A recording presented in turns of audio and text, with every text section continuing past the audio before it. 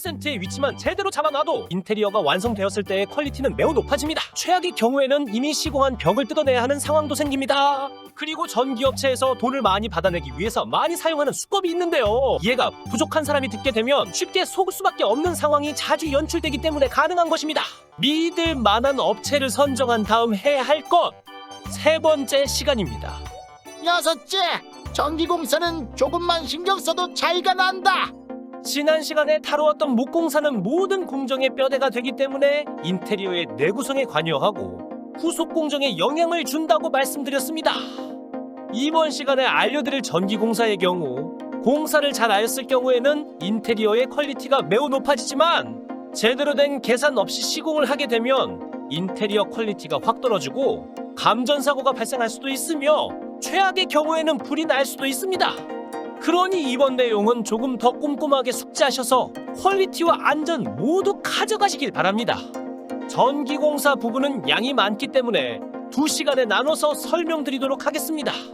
우선 인테리어를 하게 되면 목공으로 벽을 만드는 경우가 있습니다. 이 경우에는 원하는 곳 어디든지 콘센트를 만들 수 있습니다. 이러한 콘센트를 깔끔하게 만들기 위해서 일부러 콘크리트 벽 위에 목공으로 벽을 만드는 경우도 있습니다. 가전제품을 배치함에 있어서 콘센트의 위치만 제대로 잡아놔도 인테리어가 완성되었을 때의 퀄리티는 매우 높아집니다. 하지만 이 경우에도 의뢰인이 신경을 쓰지 않으면 원하는 곳에 콘센트가 만들어지지 않을 수가 있습니다.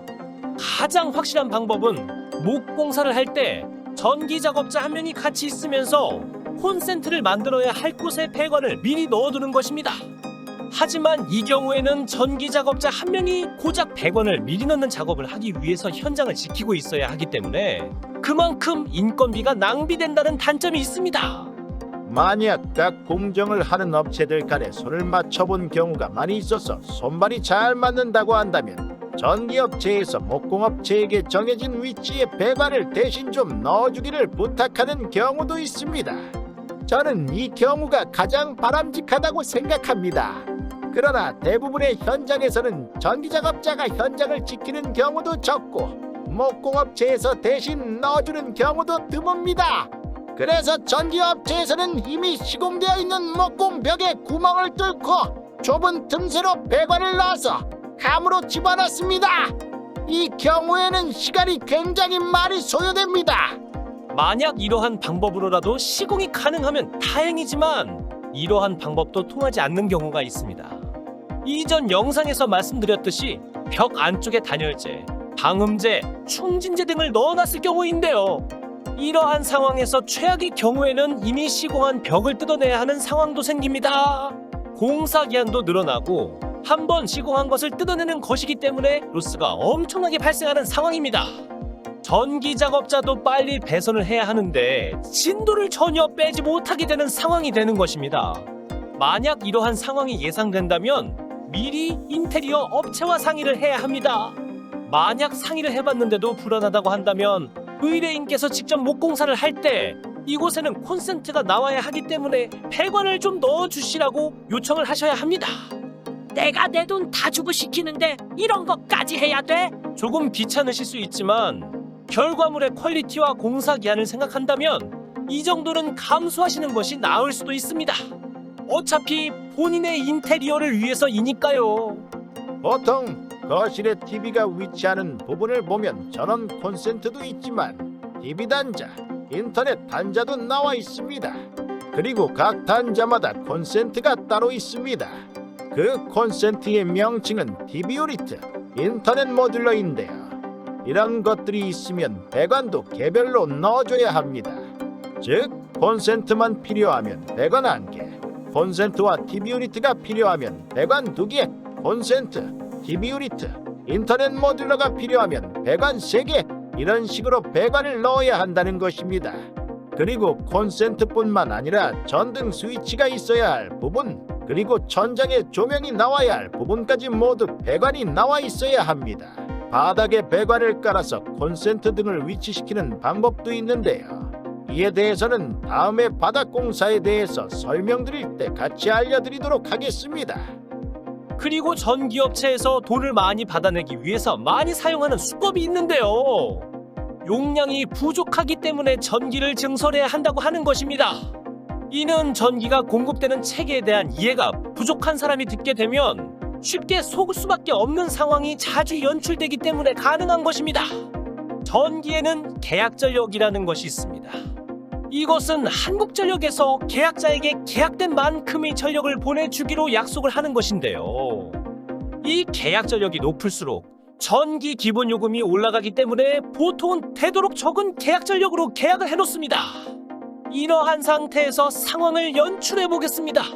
지금 현재 인테리어 공사를 하는 장소에 계약전력이 5kWh입니다. 그런데 인테리어를 하면서 10kW짜리 에어컨을 시공하였습니다. 그러면 전기업체에서 이렇게 말을 합니다. 고객님, 지금 이 호실의 계약 전력이 5kW인 건 알고 계시죠? 아, 그래요? 그런데 이번에 설치한 에어컨의 용량이 10kW나 되네요. 아, 정말요? 그럼 문제가 없을까요? 문제야 당연히 있죠. 전기를 증설하셔야 할 것 같습니다. 그렇겠네요. 비용이 얼마나 들까요? 지금 인테리어 공사하시면서 증설하시는 거니까요. 다른 것들은 다 빼고 인건비랑 자재비만 해서 300만 원에 해드리겠습니다. 300이요? 이 경우에 300만 원을 줘서 공사를 해야 할까요? 여기에는 빠지기 쉬운 함정이 있습니다. 계약 전력과 현재 시공되어 있는 전기 설비의 용량이 일치하지 않는다는 것인데요. 자동차로 예를 들어서 설명드리겠습니다. 시속 200km까지 속도를 낼 수 있는 자동차가 있습니다. 그런데 우리는 이 자동차를 탈 때 시속 200km로 타지는 않습니다. 지금 달리고 있는 도로에서 정하고 있는 속도보다 낮은 속도로 달리게 되지요. 여기서 자동차가 낼 수 있는 최고 속도가 전기 설비의 용량이고요. 도로에서 정하고 있는 속도가 계약 전력이라고 생각하시면 됩니다. 설비 용량은 분전함의 메인 차단기 용량을 보면 되는데요. 차단기에 들어가는 선이 두 가닥인 경우에는 차단기 용량의 220을 곱하면 설비 용량이 나옵니다. 차단기에 들어가는 선이 네 가닥인 경우에는 차단기 용량의 660을 곱하면 설비 용량이 나옵니다. 예를 들어 차단기에 들어가는 선이 네 가닥이고 메인 차단기 용량이 50A라고 한다면 50 곱하기 660을 해서 33,000W, 즉 33kW만큼 설비가 되어 있는 것입니다. 이 상황이라고 한다면 계약 전력이 5kW인 상태에서 에어컨 용량이 10kW라고 하더라도 전기 설비의 용량은 충분히 감당할 수 있는 수준이기 때문에 계약 전력만 변경하면 되는 것입니다. 하지만 사용하고자 하는 기기들의 용량의 합이 전기 설비 용량의 70%를 넘어서게 되면 증설하는 것이 권장되고 80%가 넘어가면 증설을 하셔야 합니다. 그렇지만 전기 설비를 증설해야 하는 경우는 열에 하나 정도밖에 되지 않습니다. 대부분은 계약 전력만 변경하는 것으로 해결이 됩니다. 만약 전기 업체에서 전기를 증설해야 한다고 말을 하면 그 이유를 물어보시고 방금 전에 가르쳐드린 방법으로 전기 설비 용량을 계산해 보시면 답이 나옵니다.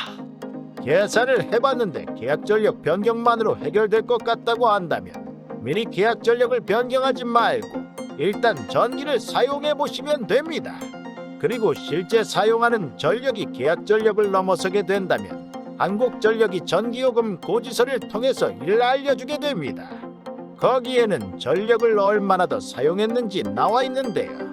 이를 토대로 계약 전력을 변경하시면 됩니다. 만약 이렇게 한국전력에서 알려주었는데도 계약 전력을 바꾸지 않게 되면 전기요금에 가산금이 붙게 됩니다. 영상의 처음 부분에서 전기 공사를 잘못하면 최악의 경우 불이 날 수도 있다고 말씀드렸는데요. 다음 시간에는 전기 공사와 안전에 관련된 내용에 대해서 알려드리도록 하겠습니다. 감사합니다. 내용이 유익하셨다면 구독, 좋아요, 알림 설정 부탁드려요. 부탁드려요.